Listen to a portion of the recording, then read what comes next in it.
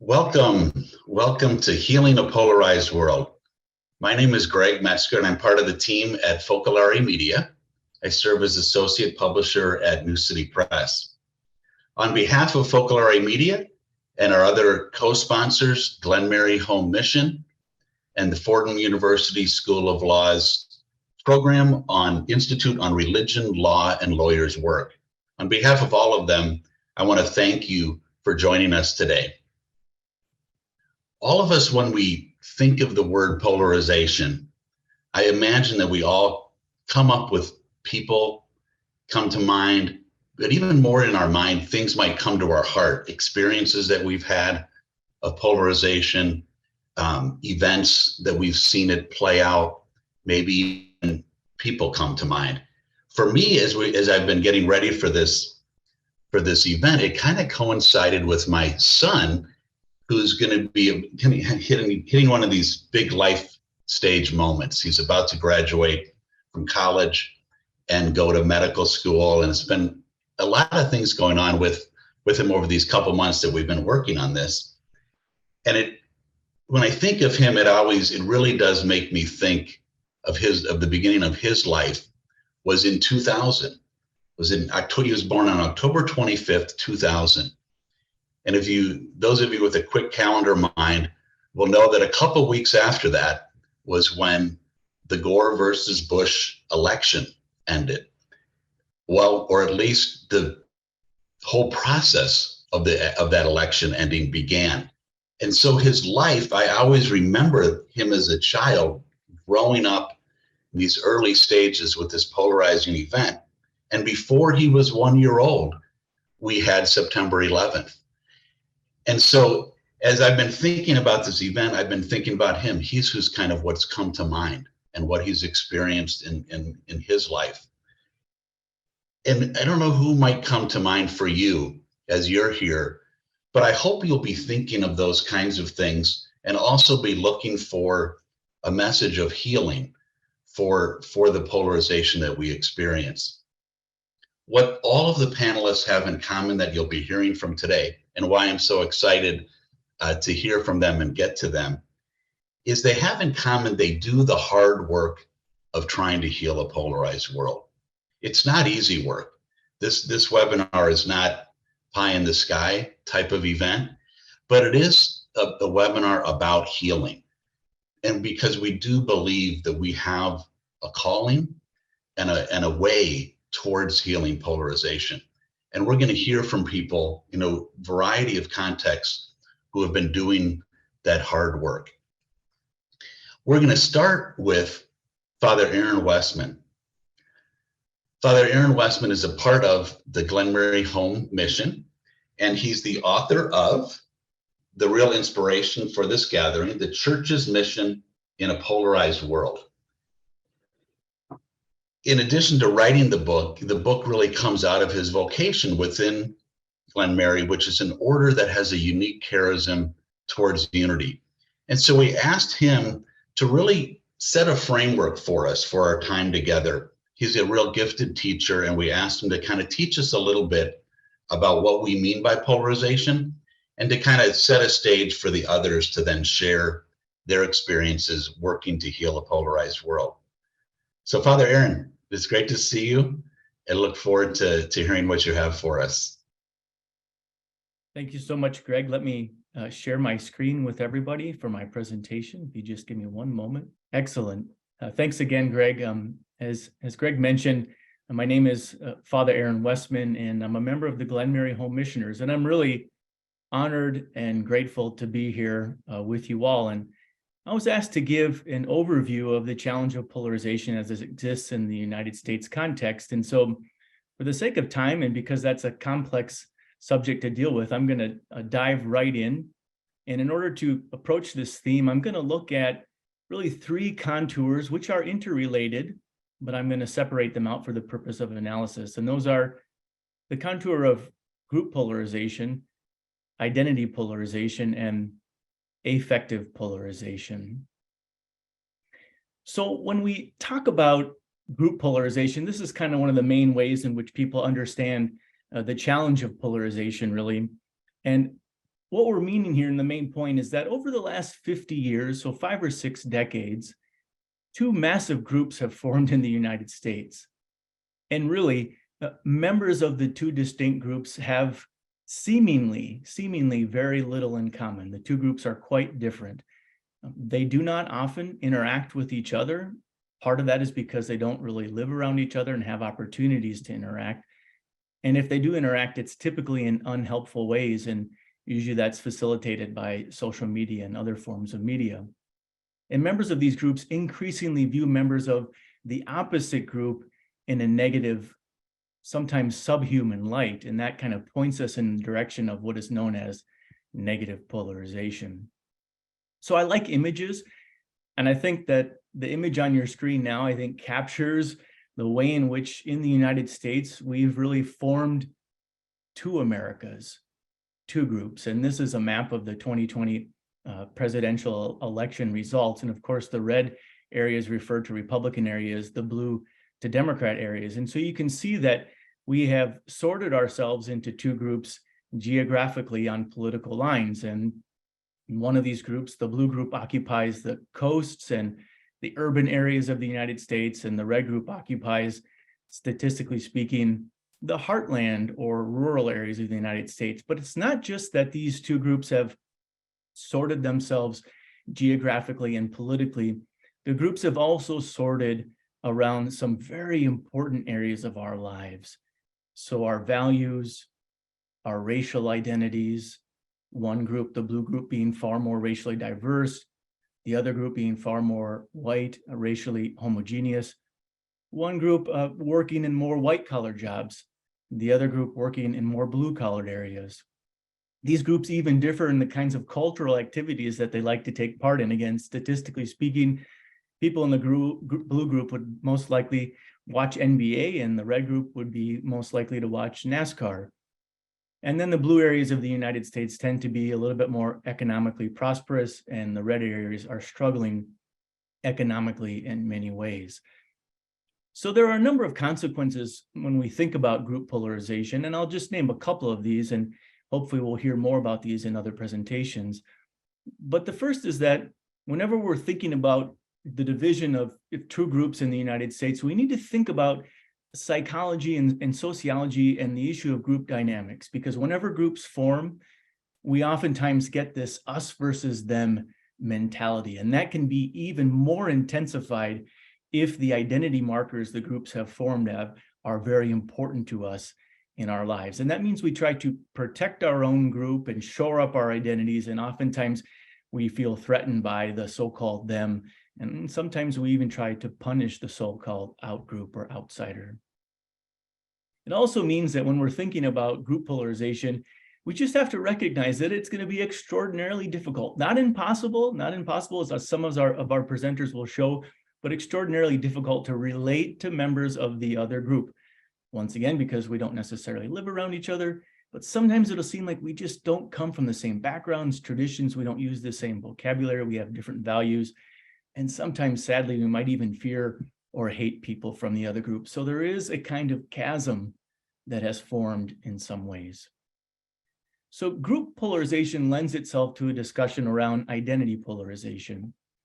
And the main point is that the two groups that have formed in the United States differ in terms of identity markers. That is, each group differs in how it helps us in that group answer the question, who am I?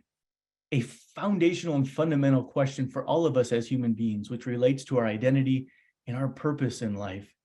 So this means that Americans have polarized around more than ideas, more than policy, but actually we've polarized around the most important aspects of who we are as human beings and how we see ourselves.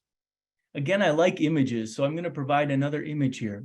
This is a generalization for the sake of analysis, but we could imagine that 50 years ago, this rectangle here represents a person's identity, and the shapes within the rectangle are various identity markers that make up who a person is.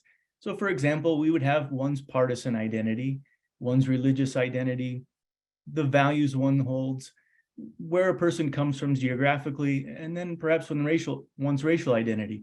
There could be all kinds of other identity markers in here, but for the sake of the analysis, these are the ones I chose. Two things to point out. 50 years ago, statistically speaking, partisan identity was important, but it didn't dominate people's lives. Similarly, partisan identity might have overlapped with other identities in a person's life, but it didn't overlap with all of the identities in a person's life. Today, however, situation is quite different.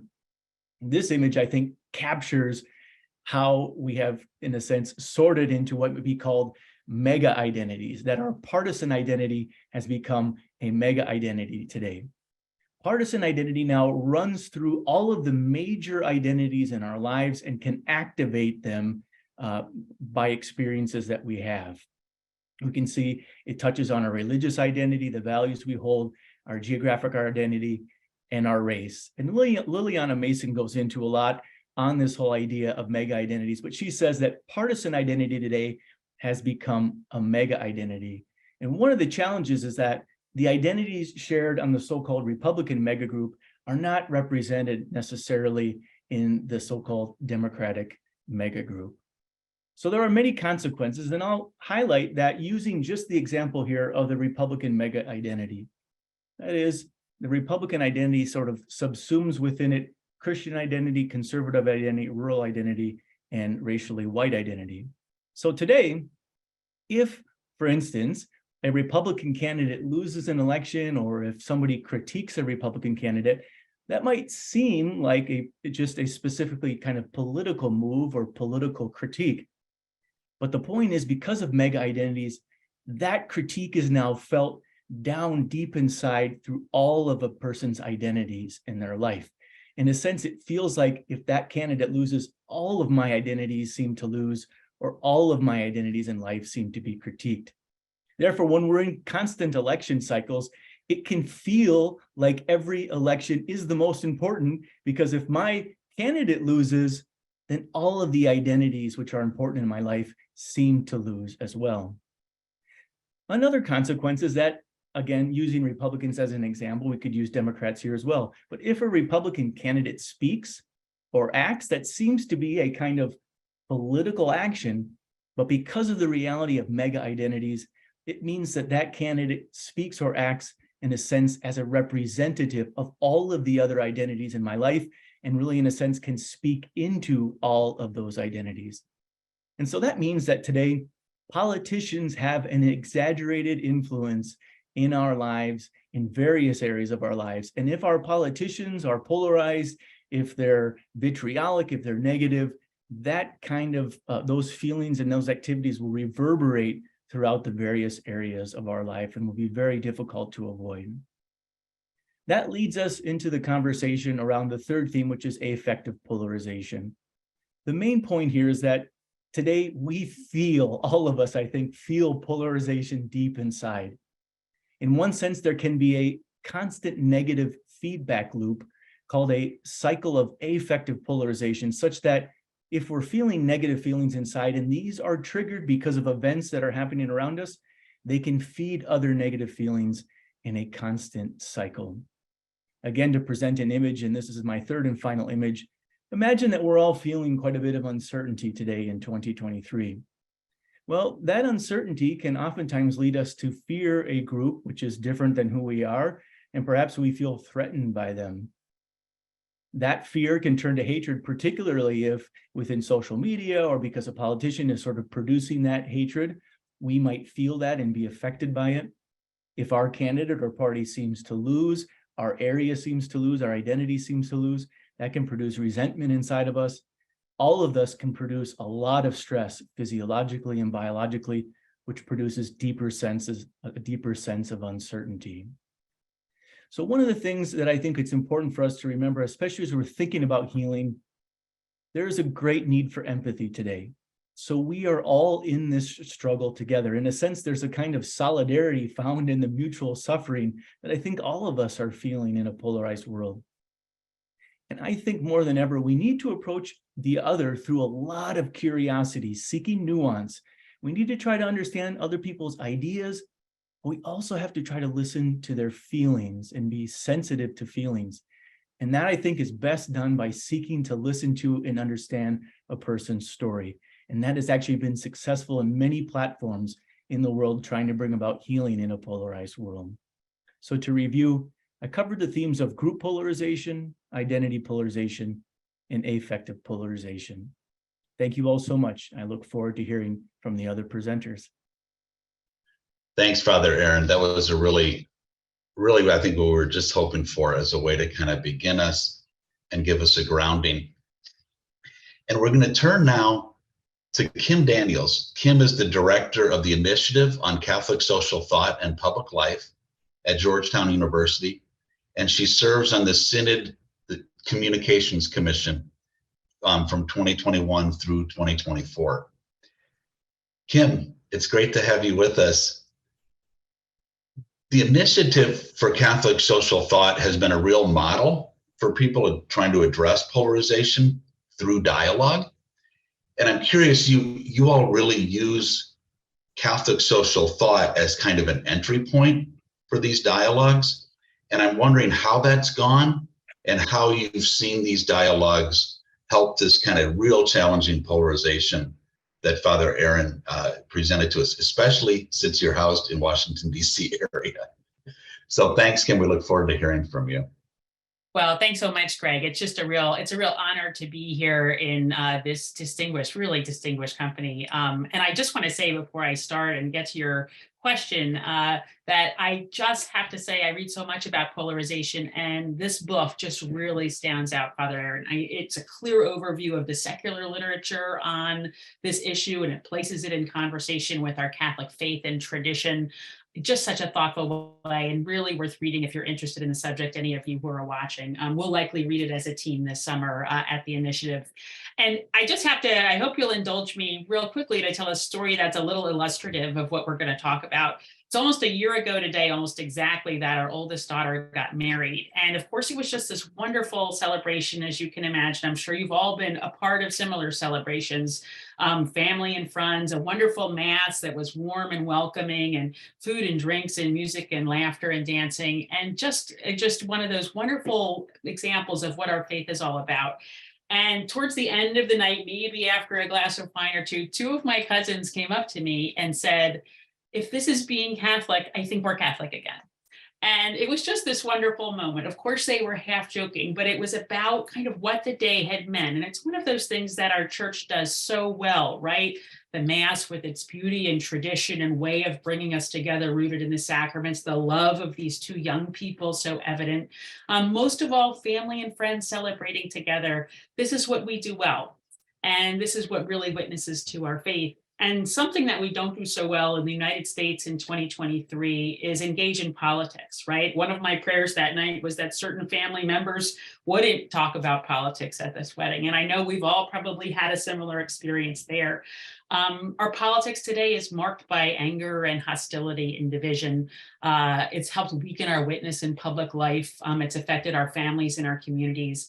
And today we're here to talk about steps we can take to begin to heal that polarization. And I'll speak about some lessons we've learned at the Initiative on Catholic Social Thought and Public Life at Georgetown. Also, I think lessons from the witness of Pope Francis. So first, let me start by talking about our initiative. And I direct the initiative, and my colleagues and I work to promote principled dialogue on Catholic social thought around national and global issues, as Greg said earlier. We secondly work to build bridges across political and ecclesial and ideological divides. And third, to help encourage a new generation of Catholics to see their faith as central to their life and work. Over the last decade, we've had 150 dialogues. We've reached over 275,000 people around the nation and the world, and helped raise the voices of women, people of color, young people. And I think that's what I'm most proud of in many ways. Greg also mentioned an experience at the Vatican. I'm a member of the Vatican Dicastery for Communication and now a member of the Synod Communications Commission. And I think those are central experiences too that I'll draw on. You might have seen great news out this week about the Synod involving women as voting members. Also has already caused division over that, what I see is very good news.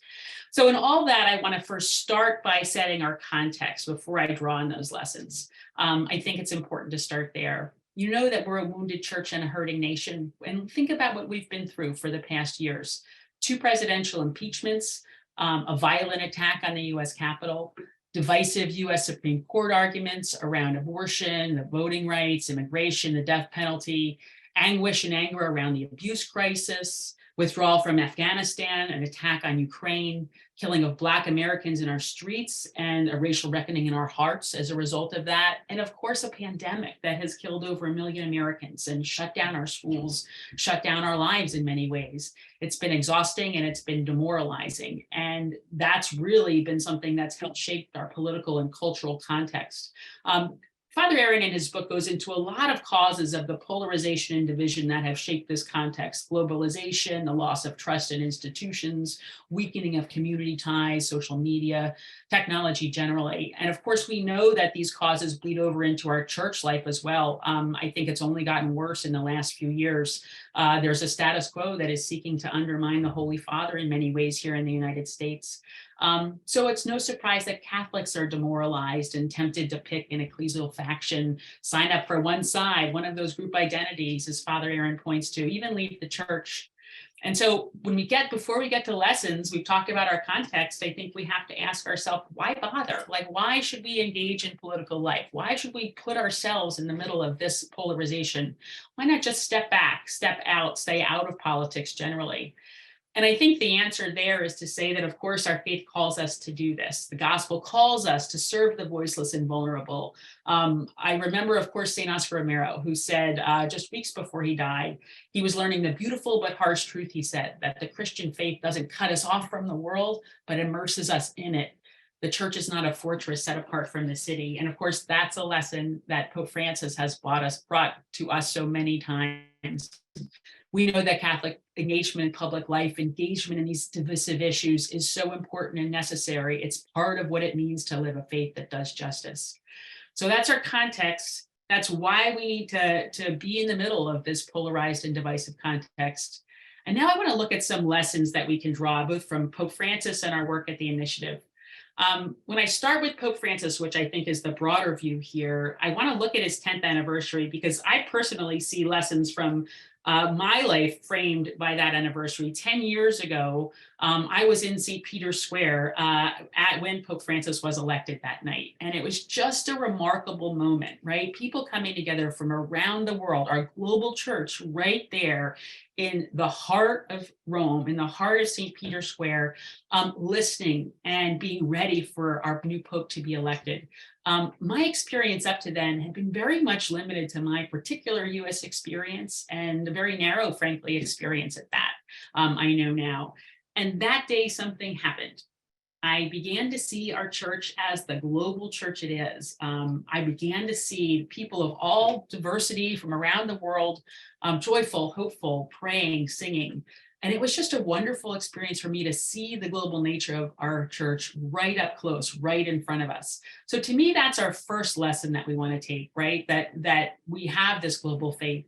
And that global faith I'll talk about in a moment is one way in which we can address polarization by really understanding how we are around the globe. 10 years ago, flash forward, just a few weeks ago, I was in El Salvador as part of a program for the AJCU and the Association of Jesuit Colleges and University. And on March 13th, on the 10th anniversary, I was in Tepecoyo, this small village, at a soup kitchen run by Angelica Kerr, and having a very preliminary and very small, I understand, experience of the kind of culture of encounter that Pope Francis also calls us to, right? To understanding the reality of people's lives, getting down in the details.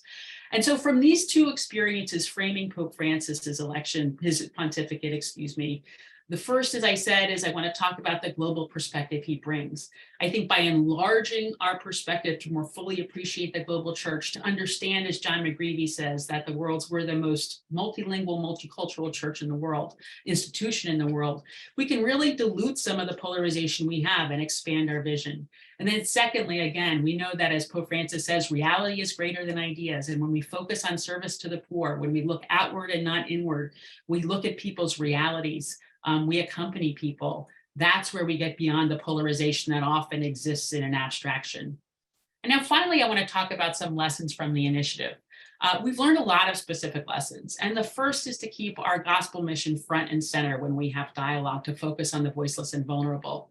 The second is that we want to be sure that we're political but not partisan. We engage political issues, but at the same time, we try to be sure that we have all perspectives there, and we don't identify these with different partisan sides, right? We want to be sure that we're in the middle of the political conversation, but not allied with one ideology or another.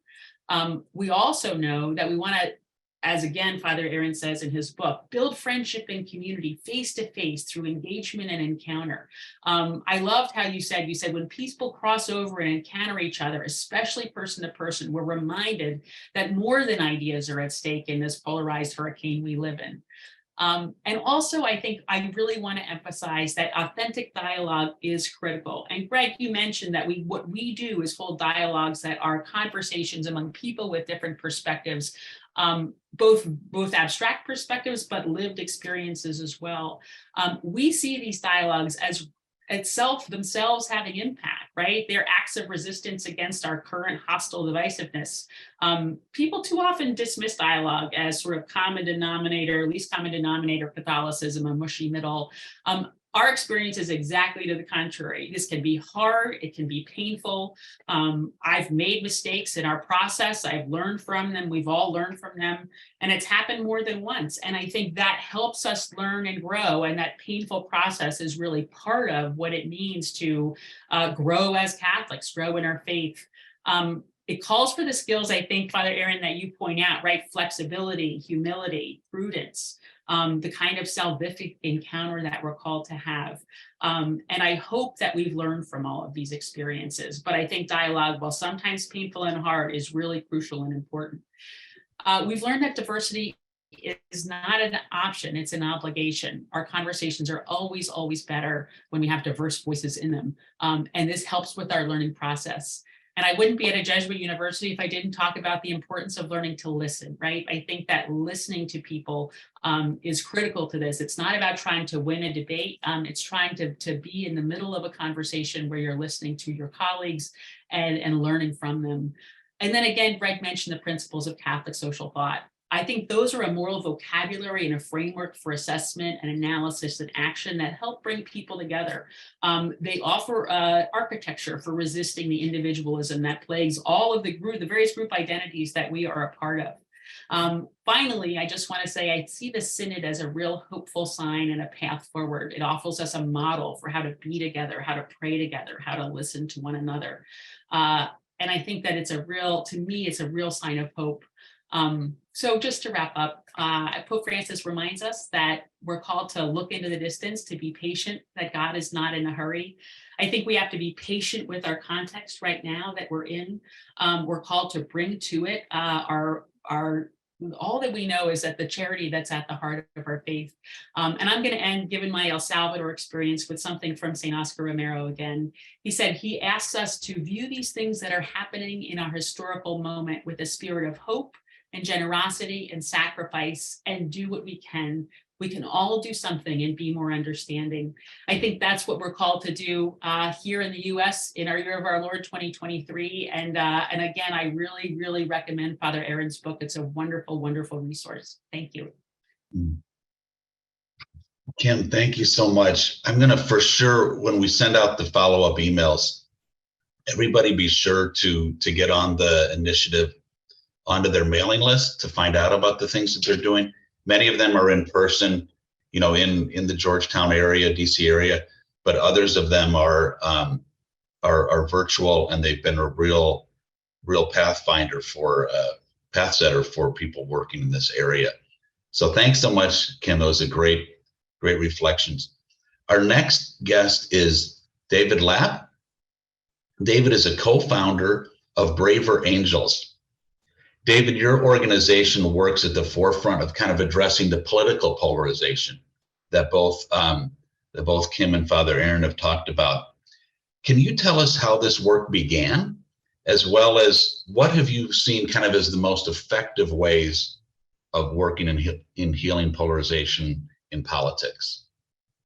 Sure. Yeah, and I am coming to you from South Lebanon, Ohio, which is just between Cincinnati and Dayton and South Lebanon, where I live. It's a small town, mostly working class, and it's where we had the first ever workshop that we were then called Better Angels and became Braver Angels. And yeah, I'll share a little bit about how we got started with those first couple workshops, just among ordinary citizens, and then how it kind of grew, and then what are some things that we found helpful in doing the work. And I should mention too that, by the way, that when I was first helping to start Braver Angels, I met Father Aaron. I think we met at a conference at Benedictine University, and you were just starting. I think he was just starting writing a thesis or the beginnings of your book on the Church's mission, The Polarized World, which I think is so important and helpful to think about polarization from the lens of the Church's mission. That's a really important part of this. Braver Angels is not an explicitly Christian organization where, but true to how we try to be is that we try to be ourselves, right? And so for me, I come at this as a Catholic Christian, and so I try to be fully myself as a person, very much motivated by trying to be a follower of Jesus, and really motivated by and really inspired by Pope Francis and what he says about building a culture of encounter. So anyway, so it's 2016, the November 2016 election has just happened, and my colleague and friend David Blankenhorn, he knew that we wanted to start this organization addressing polarization, but we didn't really know how to do it. We thought, well, we'll get together some scholars and academics and maybe kind of take a try to bring some scholars together to address the issue. But then the 2016 election results came in, and David, it's just like a couple days afterwards, and David says to me, what if we brought together 10 people who just voted for Donald Trump and 10 people who just voted for Hillary Clinton, ordinary citizens, your community of South Lebanon, Ohio, and let's see if we can spend the weekend together, not just the day, but the weekend. And so we did, and I went out and started inviting people to this. And really, it was just like, come whoever you are, right? You've got strong perspectives. You see yourself as kind of in the middle, or whatever. Come, let's come and encounter each other and see if we can learn from each other, and see if we can see if there's anything beyond polarization that we can discover here. And that was a really transformative experience for me, and I think for many of us who participated in that. It was the kind of thing where it was like the factory worker sitting next to the lawyer, kind of thing. You had socioeconomic diversity, you had racial diversity, and it was just ordinary people. And the first couple of gatherings that we had were like this, just ordinary people. And I remember one of the people, a factory worker, said, I think we all came into this, he said, kind of,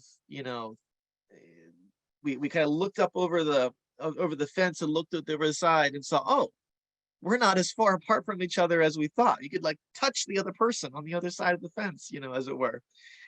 And then people said, started to say, we'd like to be part of something, where we're trying to help heal our country.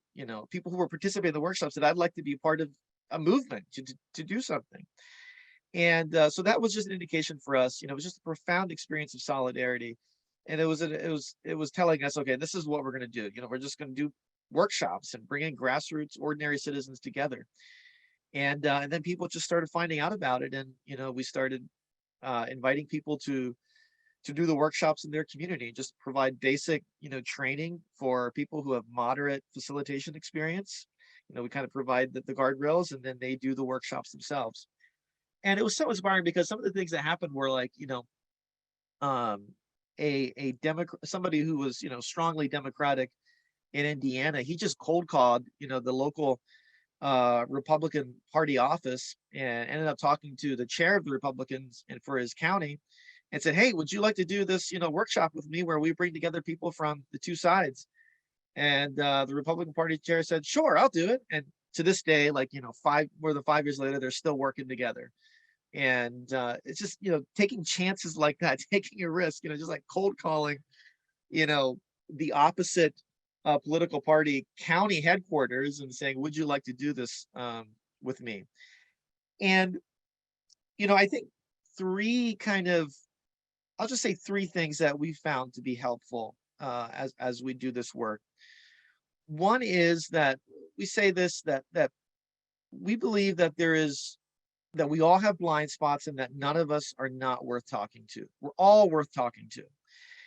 And so one of the common things I think that's normal, when you're inviting people to put the word out and invite ordinary citizens to come to a workshop to address polarization and see how we, to hear our perspectives on the issues, is the idea, well, okay, but we're really just going to invite everybody? Like there's crazy people out there, we're just going to invite everybody? And, usually what we say is, yes, like if you describe this workshop to somebody and they say, yes, that's interesting, I want to be part of a conversation where I'm listening and I'm stating and respectfully sharing my views, I want to be part of that, then great, you're a part of that. But what we found is that, there's a lot more people who are interested in having a civil discussion, in practicing curiosity than we might think.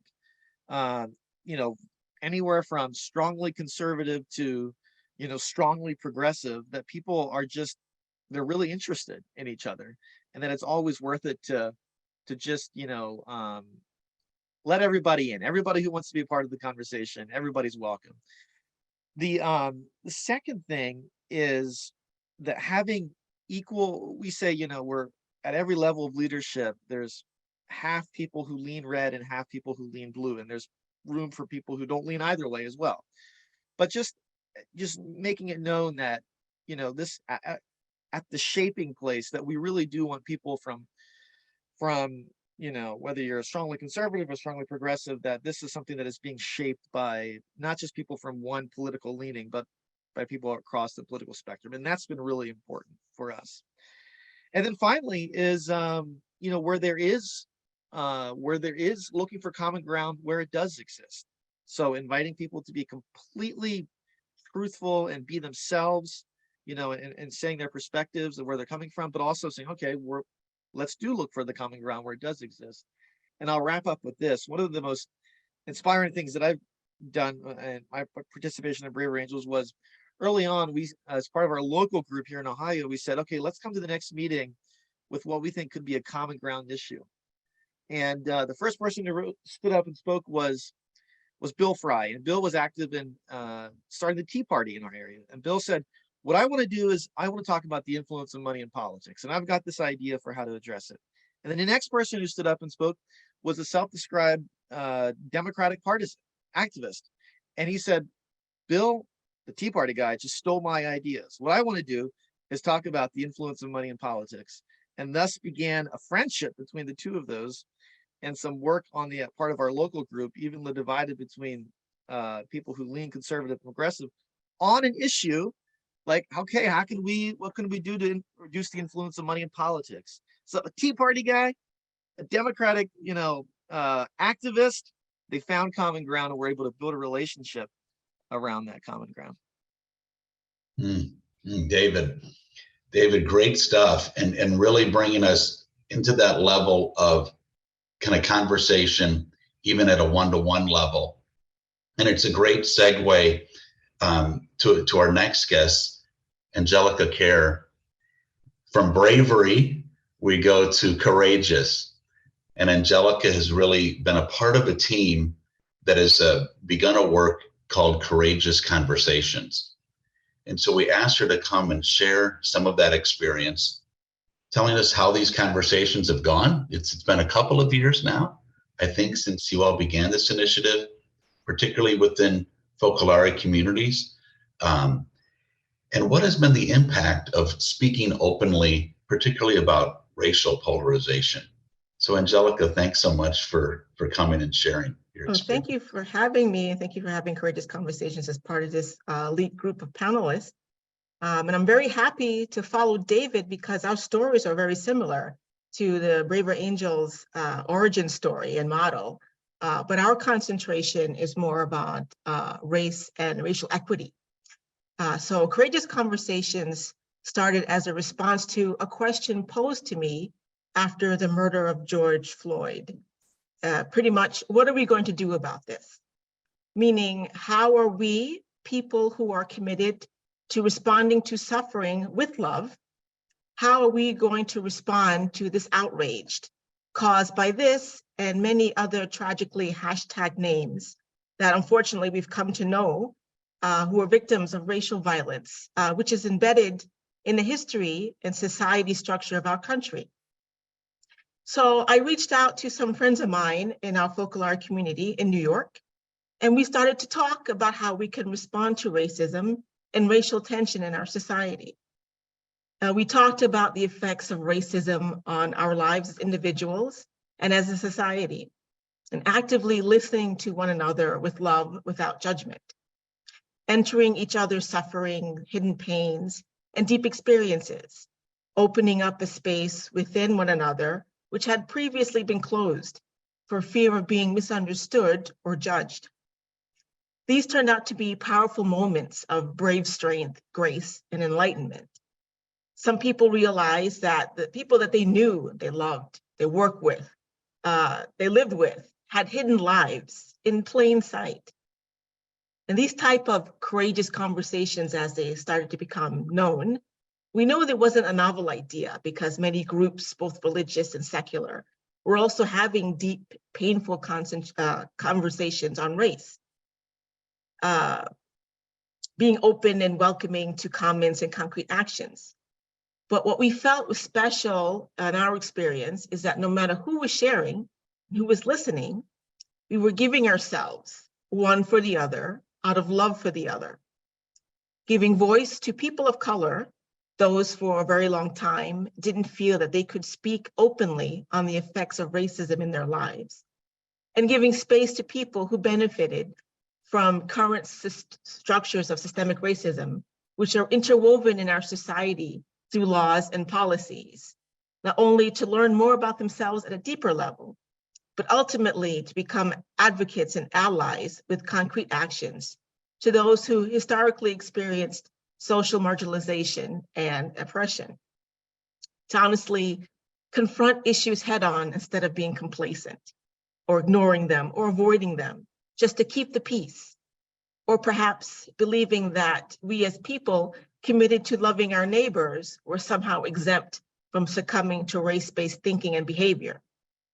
But instead, we discovered that even in our normal activities, like, for example, preparing for an event, they were tinged with effects of racism in our culture. So tasks and responsibilities were sometimes assigned by cultural stereotypes.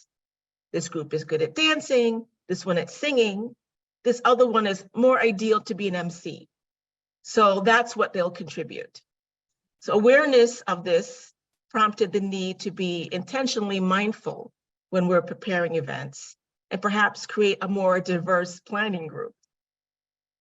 So what started off as a small listening and learning sessions quickly and enthusiastically developed into larger forums where we were introducing and addressing and discussing specific themes and issues pertaining to race and racism. Themes like stereotyping, unconscious bias, culture and identity. Themes that many in our community have never really heard of or even personally encountered in their everyday lives. Whereas for others, it may have been a daily occurrence, an ongoing plague. So in the past nearly 3 years of these forums, they become eye-opening, life-giving events for our participants as we went deeper into the cause and effect of racism in our society on a very personal level and how we're all affected by it. We are working at opening up a space for truthful dialogue and realization about race in America, which was rarely tackled before as an issue, by doing some of the things that might seem typical. So we keep in touch with our people via emails. We create a website, both to continue our conversations and to gauge where people are in the journey. But at the center of creating that space is an awareness that if we're not walking together, really side by side with a lot of trust that we have each other's backs, then we aren't really bringing the power of our spirituality of unity and dialogue. You're providing an environment for people to open up about experiences on race within our Focolare communities, in our homes, in our parishes, in various social and professional environments, strengthening our relationships, and then encouraging each other to respond with actions. It's a sort of walking together sort of commitment, meeting people where they are as individuals and a collective level, living in exchange for one another.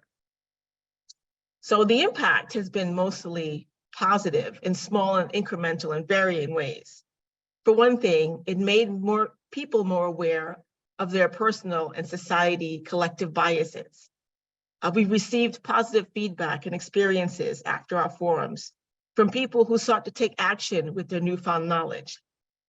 During Black History Month last year, we shared images and biographies of African American saints in the making, most of whom were unknown and unheard of. This prompted one person who runs a faith formation program at her church to rethink the type of religious images that she sends out to her students and their families, and what those messages and images might inadvertently send.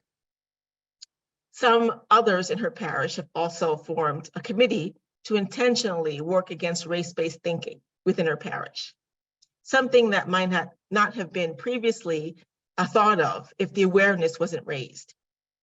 For this year's Black History Month, we encourage people to search for the hidden Black history around them, to literally do a Google search for them and let us know what they found. We ourselves were amazed by the many hidden contributions that people of color have made in our society, whose stories don't always get told. One person discovered that the founder of Chicago was actually a Haitian immigrant, and that there's a museum dedicated to him. And I'll encourage you to look that up yourselves. We actively encourage not only dialogue, but concrete actions to be a positive anti-racial force in society. We're invited people to come to look deep within themselves and see where they may have contributed to racial disparities in society by thought, word, action, or even inaction. And then turn towards their own space and see where they can contribute to building a more equitable environment. We also encourage people to have those difficult conversations with others outside our forums, because oftentimes discussing race or pointing out race-based or infused issue can be akin to opening up a Pandora's box. And sometimes we want to keep that box closed. With our initiative, we wanted to empower each other to engage in these difficult conversations, not only talk and learn more about racism in our society, but to actually work, do the hard work, and actualize a more just and anti-racial society. It's also offering us an opportunity to live out our spirituality of unity and dialogue in a more concrete and practical way. But having these conversations are uncomfortable and they're not easy to have. It's a real challenge to actively listen and make yourselves one with suffering and pain of the other, because it's easy to become defensive. Also, on the flip side, sharing is a challenging experience, and I can attest to that myself. There was an experience, I have a personal experience, a negative one with law enforcement, that it took me 30 years to actually tell somebody else of what happened. And so there are many pitfalls to sharing something so deep, painful, and uncomfortable, and that we mistakenly think that as an act of love for others, it's best not to cause discomfort. Because racism is a deep wound that doesn't heal on its own. It can scab from time to time. It doesn't take much for that scab to be ripped off and the wound to get infected again. And the Band-Aids previously applied to it do not help. So the wound remains untreated and ever more exposed. It's kind of like the parable of the Good Samaritan. A beaten, broken, bleeding man is left on the side of the road. People walk by, apathetic, disinterested, non-empathetic. They didn't attack this poor man. Why should they get involved? But it took just one person to take it upon themselves to not only empathize, but to tend to his wounds. So the response that we give and the impact that what we're doing with Courageous Conversations is tending to the wounds of a beaten, broken society caused by racism.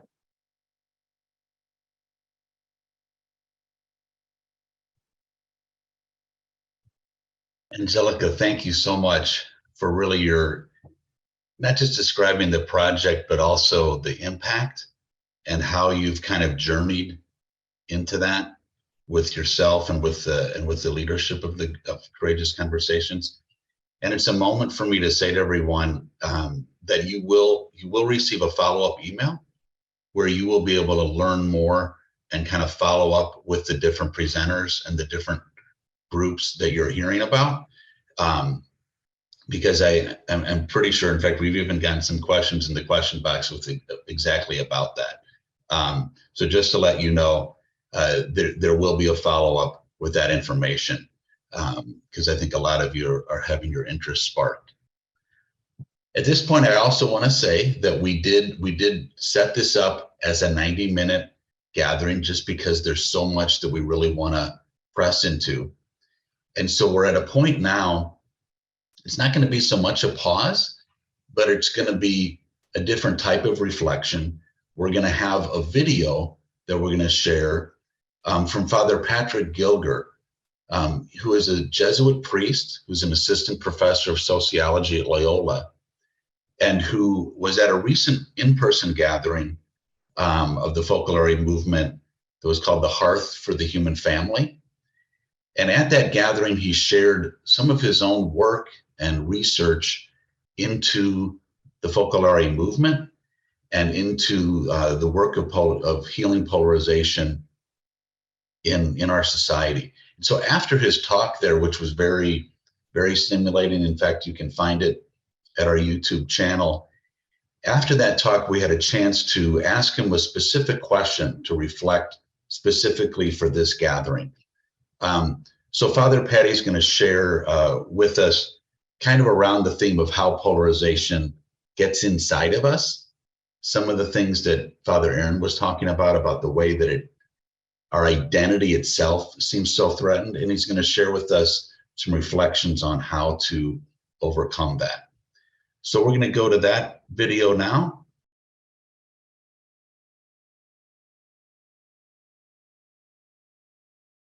That it's not just out there in these institutions or neighborhoods or nation states or imaginaries, it's also inside of us, right? What that means is all of the different languages and roles and positions that we can have in society, the different scripts that we can live out in our social life, have to be inside of us as well. Like, we don't know how to act in different places unless we know what kind of body position to take, how close to stand to someone, whether to shake their hand or not, whether to look them in the eye or to look over their shoulder. All of those different knowledges are all inside of us simultaneously, at the same time. And they start bouncing off of each other, which means that we ourselves are not so stable as we wish we were. Now, this, I think, explains much of why a particular kind of very stable, supposedly very stable, ideological position might be persuasive for us, and why we might be very tempted to cast out, to draw a very firm boundary between me and you, us and them, friend and enemy. We're tempted to do that because those fights are happening inside of us and we want to stop them, and so we say no so that we can say yes to this kind of coherence. Okay, what does that mean about the church? Well, it means two things. One is that that same rivalry is happening not just in other secular people out there in the secular world, they're happening inside of us. And those debates and those fights are happening under the terms that are not ours. Right? This kind of rivalry, this friend-enemy relation, is not a term that emerges from Catholicism. Instead, what would emerge from Catholicism is something much more like John 17. I no longer call you servants, I call you friends. There's a friendship there. Now, one important thing about that friendship. Friendship in the church is plural. It means a relation between people who are different. And inside the Catholic Church in particular, in fact, sociologically speaking, this is what differentiates the Catholic Church from many other Christian institutions, is that we are an internally plural organization. There are many different forms of being Catholic. That is what a spirituality is. But it's also why we have different social and institutional forms. We can kind of belong to a Catholicism that's associated with our university or with our high school, or one that's associated with our parish, or with a movement, or with a religious order, or with our family. And those are all different ways, and that's perfectly fine. Or with our nationality, right? The Polish church, the Ukrainian church. All of those different things are possible, and they exist as one inside the church. Another example, we don't just have one gospel that has been given to us, but four that articulate four different visions that are not totally different. You know, we have the three synoptic gospels to see together, but they're different visions of who Christ is. They emphasize different aspects. So does the Ignatian spirituality, and the Dominican spirituality, and the Franciscan spirituality, and the Benedictine, and the Carmelite, and the spirituality of the movements, the Focolare spirituality, not least among them. Given this internal difference, and our temptation to refuse this internal differentiation by clinging to one particular identity, we can start to collapse our membership in Catholicism to one thing, to pretend that it means only one thing to be Catholic. But it doesn't. Of course, there are things that we must accept that unite us. This is part of what our fidelity to the Pope is, or to the Vatican, or to our long tradition. It's why we say the creed at Mass. If we cannot say this, we are really not a part of the communion. But that does not mean there isn't difference. It's trying to crush out that difference because we are dissatisfied with our experience of internal plurality in ourselves as well as in our institutions, where the mistake comes in. What does this mean the real response to polarization is? It means civility is insufficient. We can't just speak politely to one another. Even dialogue, perhaps, may be insufficient if we don't sufficiently love the person we're dialoguing with, because real dialogue allows disagreement. I think the real answer is not civility, but communion. The recognition that we are members of the body of Christ together, internal to the church, and that because we are members of this body of Christ together, right, as Paul said, is the gift of the eye the gift of the ear? No. But it's because we have this common identity that we can overcome a kind of polarization, that is present in our world today. It is not to say that this is easy. And the social, the historical factors that lead us to this kind of temptation to polarization, to anger at one another, to refusal to engage, to a stubbornness and ideological narcissism can be. These temptations are not going anywhere anytime soon. Our task then as individuals and also as communities is to become the kinds of persons and the kinds of communities that are able to respond to these particular kinds of social challenges without giving in to them, without being co-opted by the version of the evil spirit that dwells within them, but instead be inhabited by the Spirit of Christ. So glad we were able to watch it at just that right moment, it felt like. And not least because it's a great segue also in to our next speaker and panelist, Amy Uelmen. Amy, it's so great to see you. And you just for people that don't know you, you're the director for mission and ministry at Georgetown Law School. You're the co-author of 5 Steps to Healing Polarization in the Classroom, as well as the book on 5 Steps to Healing Political Polarization, Dialogue. And many people know you just as Amy within the Focolare movement. And you were at the gathering with, help to bring Father Patty to the gathering.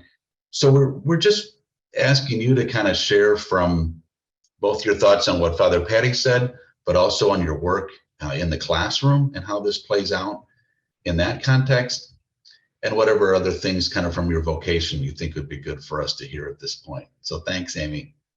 Fantastic. Thank you, Greg, and to everyone at Focolare Media for all the work to pull this together. And thank you to Father Aaron for this amazing book. I'm happy that I come at this point because I can also bounce off some of the wisdom that has been shared.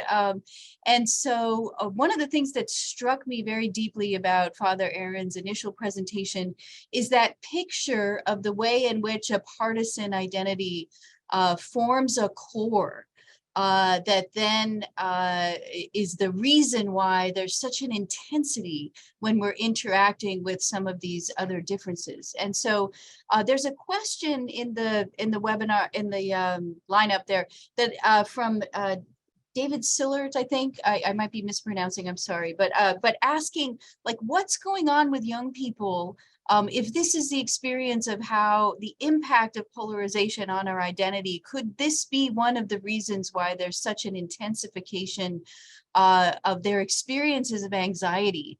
And as a teacher in the classroom, I would say yes.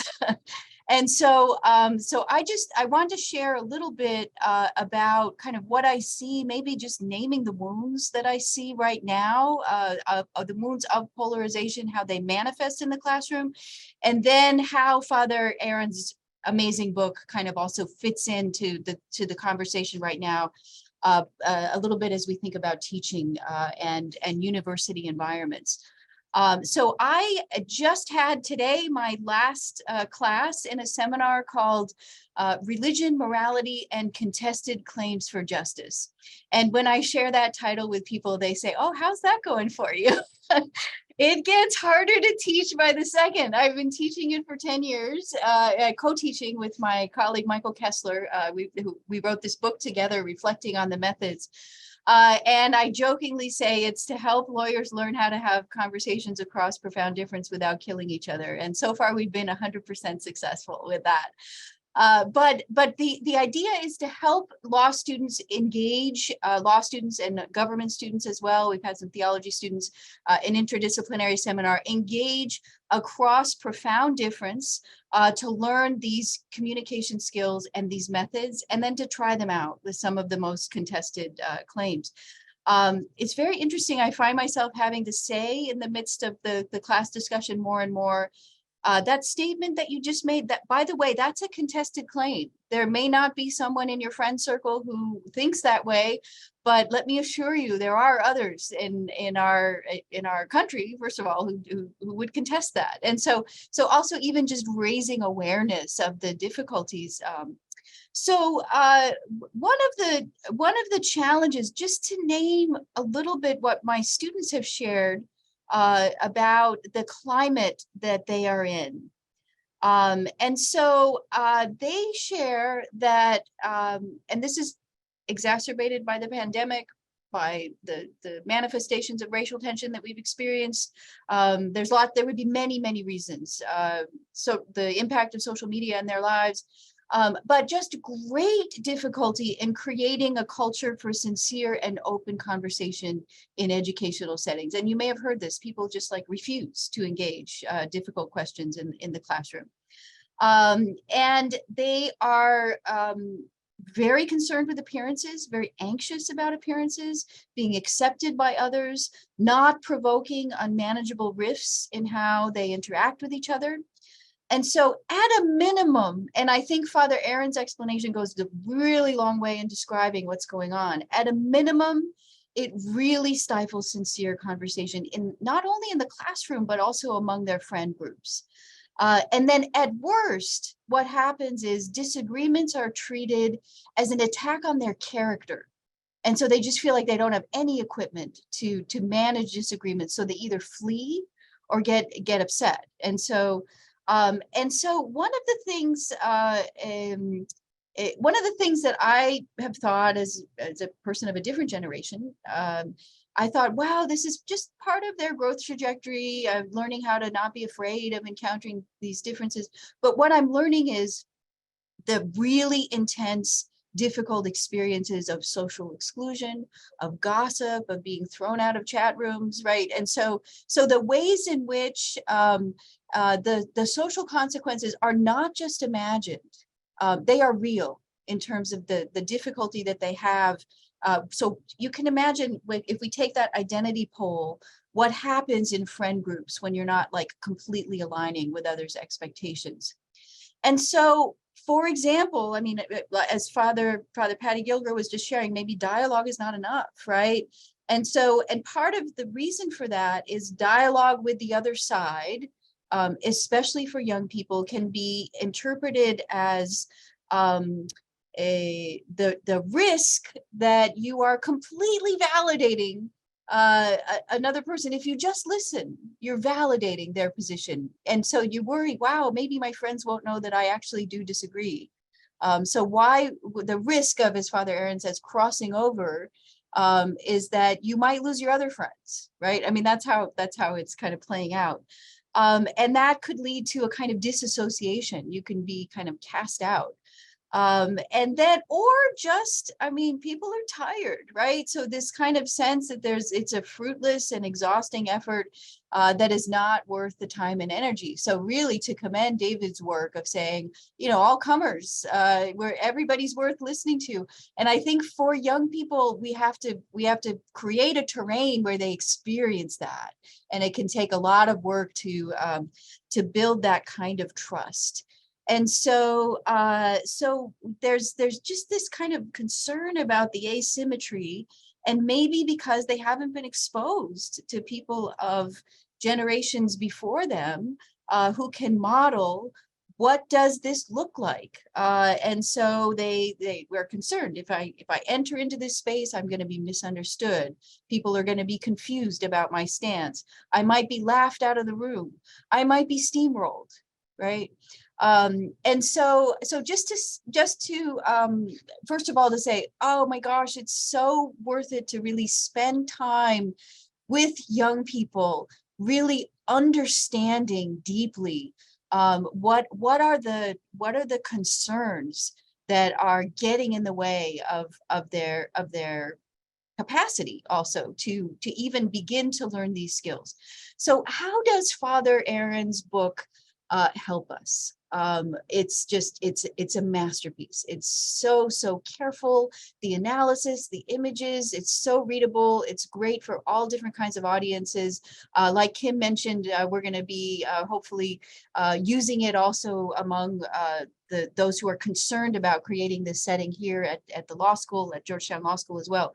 Let me just flag one particular resource. It's chapter 4, which is entitled Responding to the Storms of Polarization. And what it does is responds to one of Father Patty's observations that often we are having this conversation on terms that are not our own. We are letting others set the conditions for how we engage this question. And I think the culture war rhetoric is a perfect example of how that is happening. Because if I dive deep into my Christian identity and my desire to be a follower of Christ, and then think about whether culture war metaphors and imagery match onto that, the answer would be no, right? But how easily we fall into those spaces or get carried away or think about, concerns about what other people are saying. And so really this challenge that I think applies super evenly to all sides of this tension. We all have work to do in terms of these ways of describing the other side as subhuman, or the ways in which a kind of war metaphor enters into to how we engage each other. And Father Aaron's extended argument is it matters the language that we choose. The language that we choose to express ourselves, our rhetorical choices, shape who we are and shape our relationships and shape our commitments. And so this sense of how do we reclaim that core identity that is not just at the mercy of the kinds of partisan basis. How do we reclaim that? There's just a fantastic explanation for really owning that in a very deep way. And so like Kim was saying earlier, I think we need reasons to enter into this space. We need kind of incentive, right? Because otherwise there's a kind of exhaustion and inertia that enters in. And so I think one really good reason is our young people really need this from all of us as a society, as communities. They need to see this witnessed, and that it can actually work to be able, like David's description of Braver Angels, which is just fantastic. They really need this from us. The other resource that I find so compelling in the book is this image of crossing over. And so the stories and the inspirational examples of how to really enter into the world of another person and why that's worth it. So especially for those of us who are in education and experiencing the challenges of polarization against the backdrop of our work in an educational horizon, the resources are just tremendous.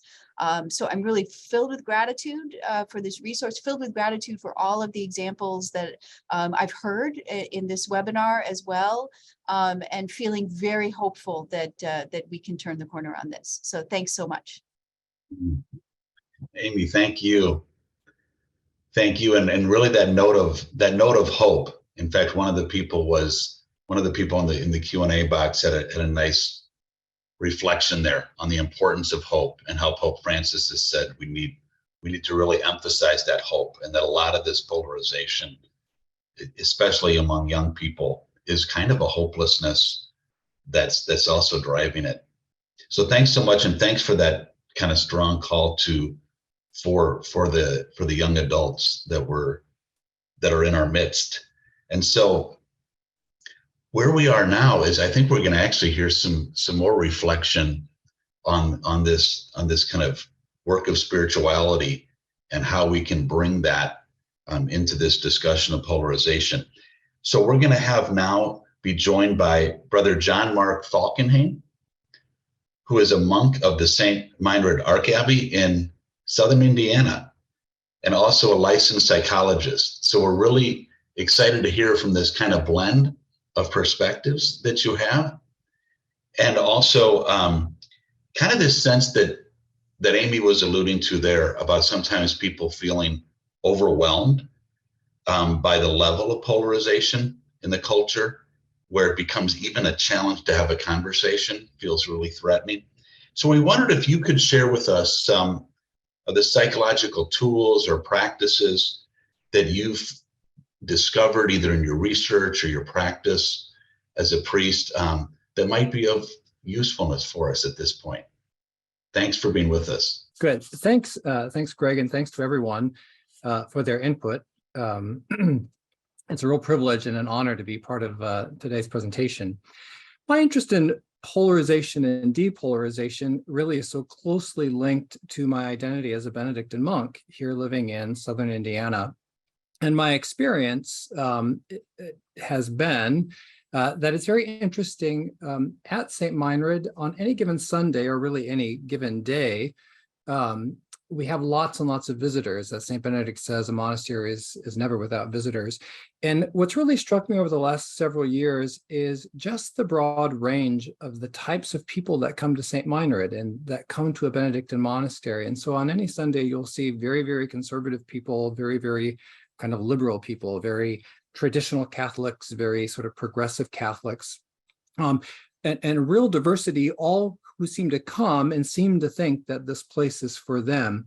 And it occurred to me that there's something about the monastic life, something about Benedictine spirituality that really is depolarizing. And as I thought about it, really the very tenets of Benedictine spirituality seem to provide the antidotes to so many of the things that drive, or at least that the research is saying sort of drives polarization. So for example, you have extremism, but Benedictine spirituality is really about kind of moderation. You have mutual obedience as the antidote to kind of this hyper-individualized society that tends to also move us towards polarization. There's a great emphasis in Benedictine spirituality on hospitality, which is the antidote to xenophobia, discretion, the antidote to misinformation, and faith, the antidote to mistrust. And we hear about this growing mistrust both in institutions, but I also think a growth in mistrust in the goodness of other people, right? And I think this is one of the things that maybe we haven't talked about yet, but along with this kind of negative partisanship, there's also this belief that the other people are bad and can't be trusted. And yet very deep set into Benedict's philosophy and spirituality is this idea that everyone is good and should be welcomed as Christ. And so what's wonderful, I found, is to discover that while St. Benedict wrote his rule and set up his way of life in the 6th century, he set that up as a response to what he saw as the social evils of that time. And what I think is marvelous is that Benedict's rule and spirituality are still very relevant to what I think is one of the main social evils of our time, which is this polarization.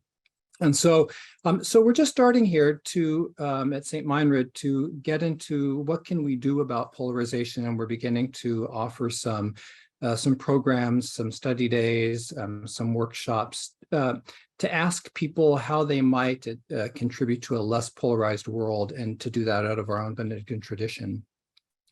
So I would like to talk about kind of two main ideas that we see in the research in terms of what are driving polarization, and then what are some practical things that we can do. As a psychologist, I'm interested in what are the things that I might be able to do to change in order to contribute to a less polarized world.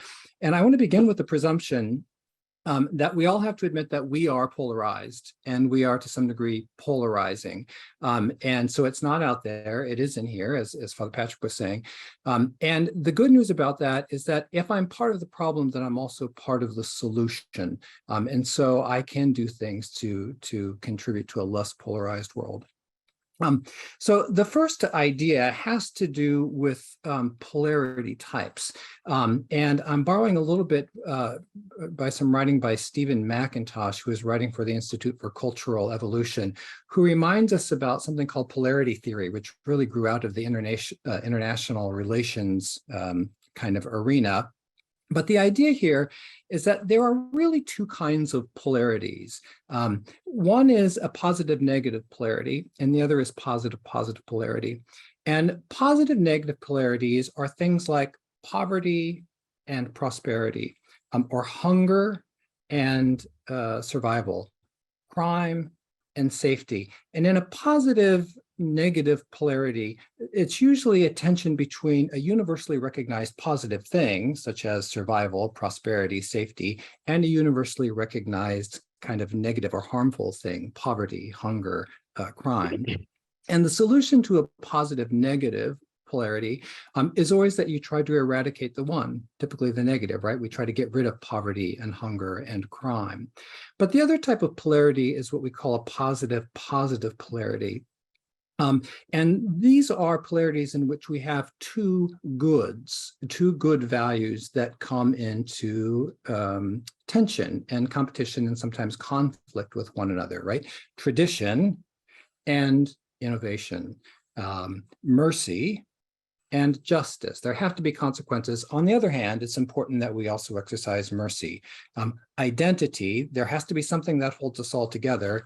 And diversity, we have to have new input and different kinds of people, right? And so these are good examples of positive polarities, in which the resolution to these is not to eradicate one of the poles, but rather to hold these two things sort of in a healthy balance, so that they can inform and direct and complete the other. Now, liberal, conservative is a positive polarity. We've always needed a liberal voice, and we've always needed a conservative voice, as is Democrat Republican, immigration, and border safety or security, right? And so the problem that comes as we get more and more polarized, or one of the things that happens in a polarized society, is that we begin to mistake positive polarities and misinterpret them as positive negative polarities. If I'm a Democrat, then I want to not do anything that the Republicans are doing, get rid of them, right? Or if I'm Republican, I don't want to follow any. If I'm a liberal Catholic, I want to get rid of all of the conservative sorts of things, back and forth, vice versa. And so it's important that we make this distinction now. Is this really a positive negative polarity, or is this a positive polarity? Because the problem is, a society starts to break down, or a community starts to break down, or a system starts to break down to the degrees in which we start treating positive polarities as positive negative polarities. And in our media, in our politicians, sometimes in our public discourse, we see more and more movement towards treating positive polarities as positive negative. So what are some of the concrete things that we individuals can do just related to this idea of polarity theory? One is that we can start practicing correctly identifying polarity types, that when there is an issue, immigration, placement of the tabernacle, worship style, whatever it is, we should say, is this really a positive negative polarity here, or is this a positive positive? And are there just competing values that we're talking about? And maybe that other person is representing a value that's important, even though it's not the one that I'm currently sort of operating out of. So number one, really to practice correctly identifying polarity types. Secondly, I think another thing that we can do just in terms of our engagement in the larger society is aim to support leaders who respect the difference between these two polarity types, and aim to support leaders and follow leaders who don't represent positive polarity types as positive negative, right?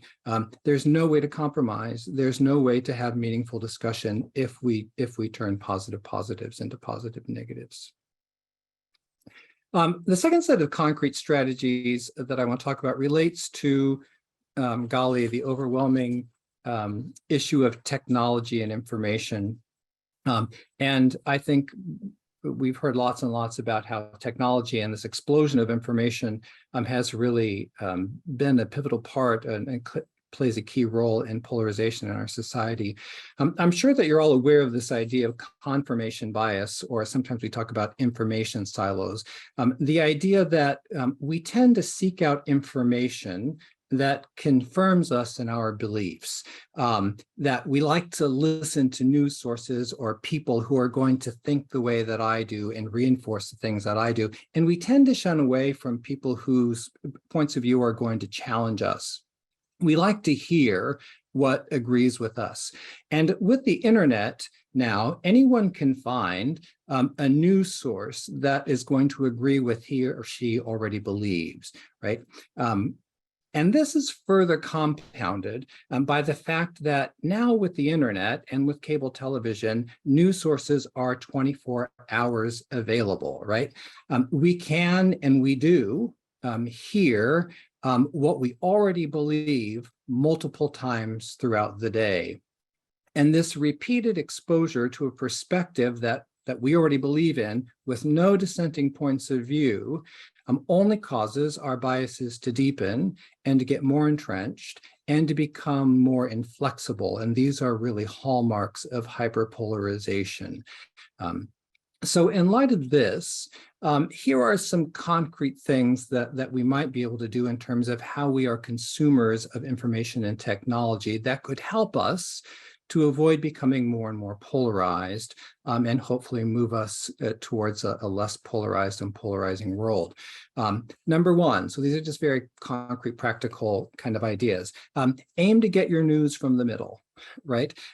There are some good rating sites available online that sort news sources, whether they're cable, video, publications, whatever, that rate them according to bias and accuracy and completeness of reporting. And so it's helpful sometimes just to see where your news source comes in. And then we should aim to get our news from the middle, or at least from a couple of news sources that have different biases. So we're getting a rounder, fuller picture of what's going on. Along these lines, it's important for us when we're consumers of news and information to really make the distinction. It's not always made for us, but for us to make the distinction between what is news and what is opinion and commentary, right? The fact that we have 24-hour news channels is crazy because there isn't enough news to fill up 24 hours. So we get a bit of news and then we get tons and tons of commentary, right? Which just tends to bias the news or portray it in a particular light. And if it's a biased news source or information source, then it tends to frame it in a certain way. It's very interesting when you look at the clips on YouTube from whatever it is, Fox News or CNN or MSNBC, you start to see that this isn't news, it's become speculation or commentary, right? What might be on Hunter Biden's laptop? What might be the consequences if Trump is indicted? This what might be should be an indication to us that this isn't really news, this is speculation, but our minds don't always sort of treat it as speculation. And so it just continues to polarize us. I'm always telling people, check the source of articles and posts that you read. It may be coming from a highly partisan or highly biased point of view, and so it may not be presenting all of the information, or it may be skewing it a particular way. Now, the next one is this: turn off the news. At least don't watch it all day long. We turn on the TV, we turn on the radio in the car, and we get exposed to this all day long. Repeated exposure to the same point of view just keeps making it more and more inflexible. But here's the other thing: even if some of this news is accurate, repeated exposure to negative events, shootings, attacks, these sorts of things, repeated exposure to these multiple times a day causes us eventually to begin to think that the world is more threatening than it might actually be, right? And if we hear about the same shooting all day long, this contributes to a sense of mistrust and fear. And these are powerful emotions that drive polarization and that others oftentimes use to play on our emotions, our sense of being unsafe, our sense of believing that the world is really a threatening place, right? You're not safe on the streets. They're coming to take your jobs. They're coming to take your guns, your rights, your Bible, your whatever it is. And if we hear that all day long, it just generates within us a sense of mistrust and fear. And I have to say, I've never had someone come to my house to try to take my Bible or my whatever it is. I mean, that bad things do happen, but we have to keep them in the perspective of this isn't happening all day long. Some of the concrete things: don't reshare, repost, retweet politically charged items. This just creates more and more silo and echo chambers. It's unhelpful. And these are polarizing messages that cause them to be further entrenched, not only in others, but actually in ourselves as well, because then people will send them back to us, right? Don't read comments. Be very careful about reading comments online, whether it's on YouTube or on Facebook. The fact is that we don't engage online the same way that we engage in person, right? What we say and how we relate to people online is very different than how would we relate to someone face to face. It's less nuanced. It tends to be less respectful of the feelings of others, because we're not really seeing how this is affecting someone else. And really all of those comments represent just a small section of the population. We read through them and all the negativity and all the vitriol, and we think this world is a horrible place, when in fact, when we relate to people in our everyday lives face to face, it's not a horrible place. It's a rather friendly place most of the time, right? So instead, it would be good for all of us in terms of how we relate to information and technology to get off our screens, and this was said before by others, to relate face to people, to get to know people, and we discover, I think Michelle Obama once said, it's hard to hate in person. The last thing I'll say is that these really are disciplines. They sound easy to do, but they take some discipline and some effort and some changing in our behaviors and ways of thinking. Thank you. And yeah, maybe when we send the follow-up emails, maybe if there's some particular good articles to help with those practices, that'll be a great tool. Thanks so much, Brother John Mark. So we really have appreciated you being with us. We're going to continue on just for a couple more minutes. So thank you just for staying on a little bit longer, because we really want to have a moment now with Charlie Cabosi. So Charlie will come on with me. Hey, Charlie. Hello. Charlie, man, there's so many things that I thought, I want to hear what Charlie thinks. I would love to get your response to so many things from today. But I just want to start by, just for people that don't know you, just to say Charlie Cabosi is a professor at both the Creighton Medical School and also at the Seminary for the Archdiocese of New York. And he's the series editor for the Magenta series, which Father Aaron's book is a part of. And so we wanted, in a particular way, Charlie, to just ask you to share with people about how they can continue in this learning, in this conversation, and what Magenta is doing in that space. So thanks, Charlie.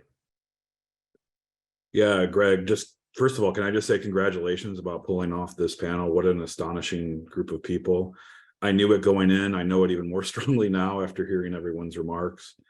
So much hope. People have used this term hope throughout, and I think that's what we can all feel in this virtual room together. Another thing I think we can feel in this virtual room together is how lucky we are to gather around Father Aaron's book as a kind of uniting force in all of this. It's so, you can understand why we're so glad to have it in the Magenta series. And we can also see how this kind of gathering around the book might simulate something. We were talking a little bit before we got on the formal webinar, simulate or prefigure something larger that may come from this. Can we build a community of folks around the insights of his book and perhaps the Magenta series, and be salt and light in light of the polarized culture we find ourselves in.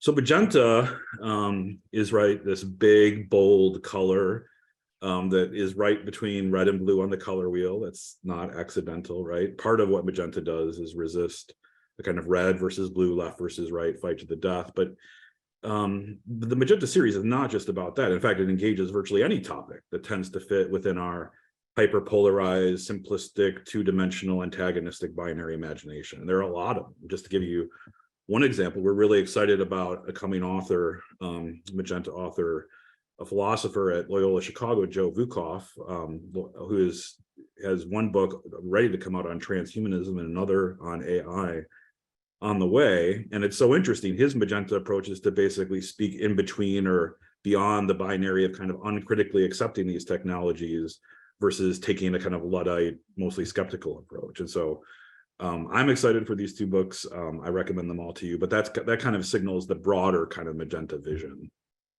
Yeah, and it's no secret, of course, that, and we've seen in the remarks that we have, major challenges.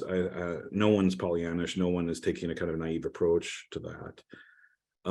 But we've seen opportunities, and that's where a lot of the hope comes from. I want to add one to the list that I think is particularly important, and that's that the typical right versus left, red versus blue binary is kind of going away.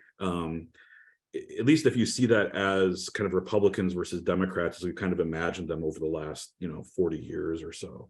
In fact, Gallup just came out with a poll which showed, I think for the first time, that self-identified independents now double either Republicans or Democrats. So it's close to 50%, 51%, something like that now identify as independents. Whereas 25, 24% identify as Republicans and Democrats. So this identifying by opposition to the other, right versus left, fight to the death, really doesn't describe who we are in the culture right now. There's still plenty of polarization, right? But that kind of polarization is dying. But what is replaced it, or what seems to be replacing it, is not a kind of polarization where I am rah pro-Republican or rah pro-Democrat. What I am is I define my opposition. I'm not sure what I am, but I know I'm not like those people over there, right? So I don't support Biden, but I think of Biden as a useful tool to defeat Trump, or I don't really support Trump, but he's the one that's going to own the libs for me, or something like that. It's kind of the way that things are going. This, again, defining oneself by opposition to the other. And that is making us miserable. And that has been raised a few times in today's webinar. We've heard the kinds of really, really negative emotions and ways of being in the world associated with that. But I think that's actually a deep opportunity. More and more people, especially young people, and Amy spoke to this a little bit, are looking around for something else, something quite different, something that won't make them miserable. Instead of defining by opposition a bold, bright vision of the good, a positive vision of the good, not a negative defining by opposition. And that's what I think we can offer with Magenta, with the kind of vision that so many on the panel has offered here, this bold, positive vision of the good to people who are looking around for something like that, who understand that we have all kinds of different media that define themselves by opposition is making them ill, physically ill, and want to have a different approach. Now, I'm not naive. Again, we're not naive here. There are different visions of the good that you can be bold and positive about, and sometimes they conflict with each other. But when you do engage with that positive vision, rather than defining by opposition, what becomes very clear is that opportunities for common ground present themselves first. So if you just define yourself by opposition, the chances of finding common ground are almost zero. If you propose different, and again, sometimes contradictory, bold visions of the good, very often, because you're leading with the positive, you can find the common ground. And that's what I think especially the church can bring. The tagline for Magenta is bold Christian voices, right? Healing polarization. And that's what I think a Catholic or Christian gospel-centered vision can bring if it's framed in a positive way. Far too often, I think, and rightly, this has been a criticism, we've offered no's, right? No to this, no to that. And sometimes we've capitulated to the defining by opposition part. But again, if we can offer that positive, bold, bright, engageable vision, then I think even if people have a very different point of view, it becomes a very different kind of disagreement, right? It opens up for a kind of a different way of being in the world. Pope Francis's vision of encounter and hospitality has been mentioned here. That's important in my own work. You can have that if you lead with the positive. And so that's where I would like to leave it, is there's nothing wrong with offering a big, bold vision, especially as Christians, especially as Catholics, one that doesn't capitulate to a kind of right, left, polarization and frankly, sinful kind of approach, idolatrous approach even. There's nothing that says we can't do that, but if we do it in a positive way, if we do it in a big, bold way that welcomes and engages and listens and engages in many of the practices offered during this webinar, the disagreement can go in a very, very different way. Charlie, that was a great way to kind of bring us to the end, and we will be unabashedly pointing you all in the email to the Magenta space, to Magenta authors, both for their books, but also by way of, like Charlie was saying, that there's more than just the books. It's kind of this idea of stimulating conversations, and so we hope that you will reach out to the authors. We'll also link you to a Living City magazine, where you will find articles by and interviews with a number of the panelists. And you can track the conversation around healing polarization through that great magazine of Focolare Media. But for now, we're really grateful for everyone being with us today, sticking with us. We went a little bit long, but I think everyone understands it was well worth it. And so we appreciate you being with us, and we'll stay in touch, and we'll be following up with emails soon. Thanks so much, and thank you to all the panelists very much. Have a great day.